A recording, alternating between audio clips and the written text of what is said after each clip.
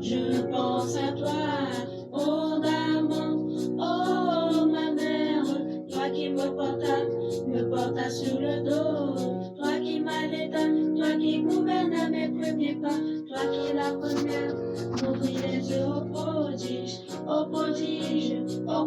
de la terre, oh maman, je pense à toi, femme des champs, femme des rivières, femme du bon fleuve, oh toi ma mère. Abonnez-vous à notre chaîne pour ne pas manquer nos prochaines vidéos.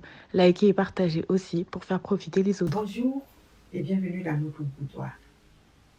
Pour ceux et celles qui sont là pour la première fois, ici nous parlons des problèmes et des défis des femmes africaines, surtout en cette période de mondialisation. Vous êtes donc tous invités. À la fin de cette vidéo, vous trouverez nos contacts. Nous serons ravis d'avoir vos impressions, vos suggestions et vos propositions. Le sujet d'aujourd'hui, c'est l'éducation de nos enfants. Nous vivons une période de bouleversement tous azimuts. La mondialisation a atteint tous les domaines, y compris le domaine de la culture. Dans ce tourbillon inévitable, comment passer le relais des valeurs reçues à nos enfants pour la pérennité?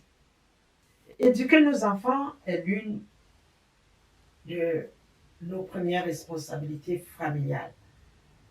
Je dirais même la première et la plus importante. Car l'éducation est à la base de la cohésion sociale. L'éducation se fait par niveau. D'abord les parents, ensuite les enseignants et enfin la société. Et tous sont plus ou moins influencés par les croyances religieuses et les traditions culturelles. C'est la cellule familiale qui met en place les bases intellectuelles et émotionnelles de l'enfant. C'est également au sein de la famille que l'enfant développe son système de valeurs et d'attitudes. C'est pour cela que le rôle de la mère dans cette éducation est très important, car c'est elle qui transmet ces valeurs très essentielles à la survie des groupes humains. L'éducation familiale prépare également l'enfant à l'éducation scolaire, qui pour sa part forme l'enfant à devenir un bon citoyen, un bon professionnel par le biais de l'apprentissage. L'éducation donnée par la société englobe toutes les valeurs universelles. Je citerai par exemple la dignité humaine, les droits de l'homme, l'hospitalité, etc. Valeurs qui nous permettent de vivre en communauté dans cette grande famille qu'est le monde.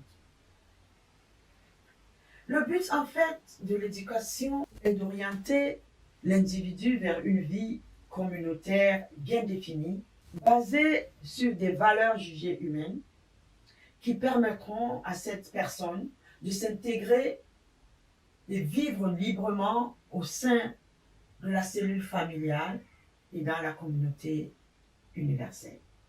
Je voudrais qu'on s'attarde un peu sur le mot intégration. Qu'est-ce que c'est que l'intégration?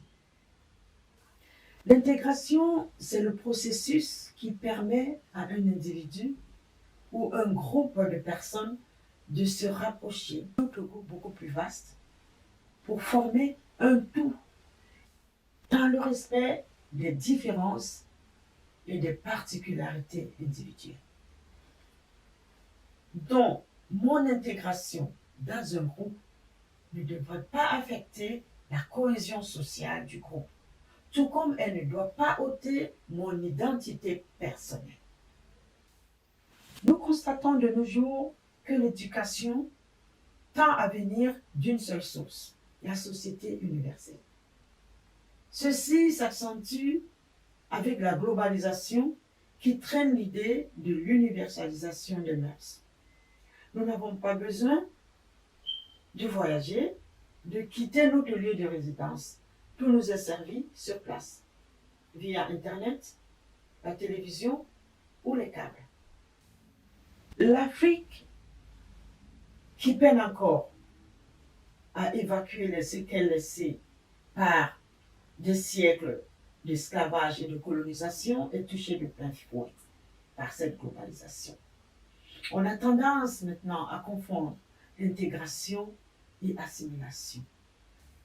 La question est ici de savoir quoi intégrer dans l'éducation, dans notre éducation, je veux dire dans l'éducation de nos enfants, tout en faisant partie de cette famille universelle. Qu'est-ce qu'on fait de nos acquis culturels? Est-ce que tout ce que nous recevons est bien pour nous? Prenons par exemple la notion de liberté. De nos jours, c'est en fait une exaltation de la liberté, où l'homme a tendance à se réaliser par sa liberté, plutôt que par un certain nombre de valeurs, de normes auxquelles il s'intégrait et se soumettait. Il y a là une réelle menace sur nos valeurs traditionnelles et elles risquent bientôt de voir leur fin et notre société mourir. Il est impératif que la cellule familiale devrait continuer son rôle d'éducatrice de base, forgée sur le respect de l'autre, l'amour pour l'autre, le pardon qui nous libère, le travail sans lequel on ne peut pas réussir honnêtement, et la crainte de Dieu sans laquelle notre vie n'est rien. Valeurs qui disparaissent petit à petit de notre communauté. Nos enfants doivent maîtriser leur environnement pour y évoluer librement et pleinement. Si nous abandonnons tout maintenant, que deviendront nos enfants? Que deviendra notre communauté? Pour moi, le principe de valeur universelle est incompatible avec la diversité des cultures. L'échelle des valeurs varie d'un pays à un autre, d'une communauté à une autre, et même d'un individu à un autre. Si nous voulons préserver certaines précieuses valeurs acquises, continuons notre travail d'éducatrice. Ne cédons pas cette place à personne, même quand on s'appelle société universelle. C'est Dieu qui a voulu que l'éducation d'un enfant commence dans la cellule familiale. Si cette éducation est bien faite, quelles que soient les intempéries, nos enfants sauront toujours tirer leur épingle du jeu. Ceci dit, pour réussir l'éducation de nos enfants, dans le climat actuel de nos sociétés, il nous faut une méthode. Il faut qu'on s'arme de patience et d'amour, car la bataille est rude. Il faut apprendre à connaître la personne qu'on éduque. Chaque être humain est unique. On n'éduque pas les filles comme on éduque les garçons. Tout comme on ne peut pas éduquer un enfant surdoué comme on éduque un enfant normal. N'oublions pas que le but, c'est de former des hommes intègres, dignes, sereins, sans complexe et humains, qui maîtrisent bien l'environnement dans lequel ils vivent. Alors, il faut donner la chance à chaque enfant d'atteindre ce niveau selon ses capacités. Je vous donne par la suite ici quelques points que nous pouvons prendre en compte dans l'éducation de nos enfants. L'amour. Donnez l'amour aux enfants. Ne leur prouvez par votre présence quand ils en ont besoin. Le leur dire un je t'aime est très rassurant. Le respect. Évitez de les humilier. à l'intérieur comme à l'extérieur du lieu familial. Les frustrations tuent le génie. La confiance. Créer un climat de confiance et de joie dans la maison pour qu'il voit un lieu de paix, de repos et de refuge. Le langage.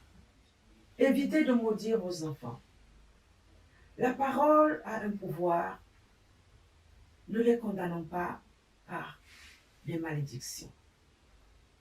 Bénissez-les plutôt, toujours et en tout temps. Ne manquez pas un seul instant de verser des pluies de bénédiction sur vos enfants. Ne criez pas dessus tout le temps. Ça crée des barrières et du repli sur soi. Le message ne passera plus. L'autorité parentale. Savoir instaurer une autorité parentale pour que l'enfant reconnaisse ses limites et qu'il comprenne que c'est pour son bien. Le dialogue. Lui donner l'occasion de s'exprimer, quel que soit son âge. Ceci permet d'un, de le découvrir davantage, deux, de répondre à ses questions, car c'est toujours mieux qu'il apprenne de vous que d'autres. Les loisirs.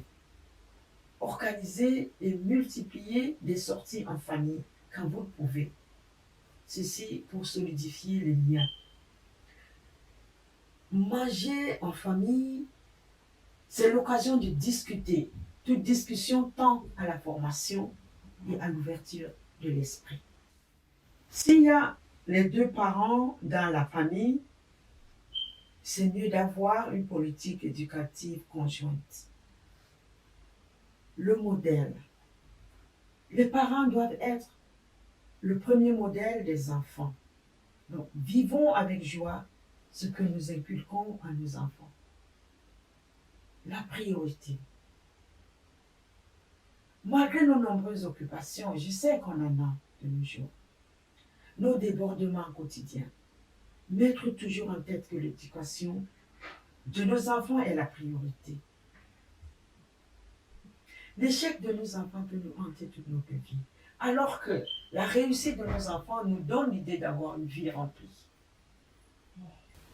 L'Afrique de nos ancêtres trouvera sa place dans cette universalité des mœurs. Elle a quelque chose aussi à apporter au monde. Je vous remercie pour votre attention et à très bientôt.